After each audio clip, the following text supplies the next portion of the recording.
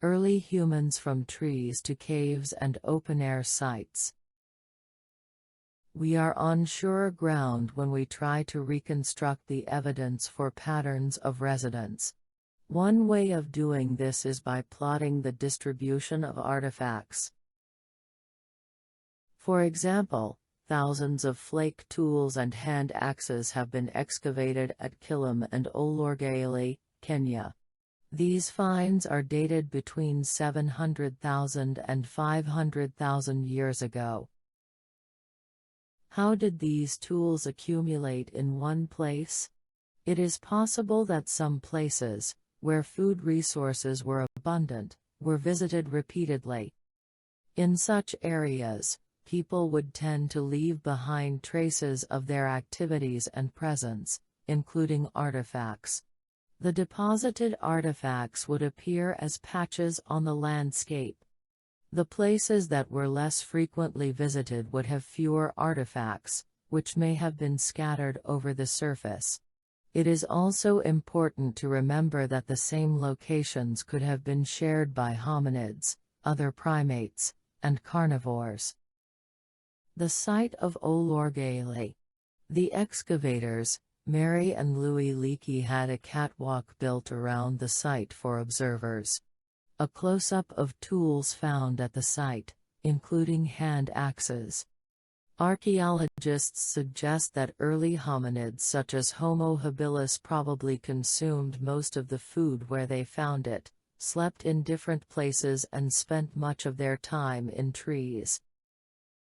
Between 400,000 and 125,000 years ago, caves and open-air sites began to be used. Evidence for this comes from sites in Europe. In the Lazaret Cave in southern France, a 12 by 4 meter shelter was built against the cave wall. Inside it was 2 hearths and evidence of different food sources: fruits, vegetables, seeds, nuts, bird eggs, and freshwater fish, trout, perch, and carp. At another site, Tera Amata on the coast of southern France, flimsy shelters with roofs of wood and grasses were built for short-term, seasonal visits. Pieces of baked clay and burnt bone along with stone tools, dated between 1.4 Maya and 1 Maya, have been found at Chesawanja, Kenya, and Swartkrans, South Africa. Were these the result of a natural bushfire or volcanic eruption? Or were they produced through the deliberate, controlled use of fire? We do not know. Hearths, on the other hand, are indications of the controlled use of fire. This had several advantages. Fire provided warmth and light inside caves, and could be used for cooking. Besides, the fire was used to harden wood, for instance, the tip of the spear. The use of heat also facilitated the flaking of tools. As important, the fire could be used to scare away dangerous animals. This is a reconstruction of a hut at Tera Amata. The large stone boulders were used to support the sides of the hut.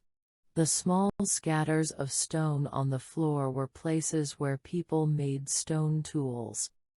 The black spot marked with an arrow indicates a hearth. In what ways do you think life for those who lived in this shelter would be different from that of the hominids who lived on trees? If you want more history videos, please like and subscribe, and don't forget to press the bell icon. Till then, goodbye and take care.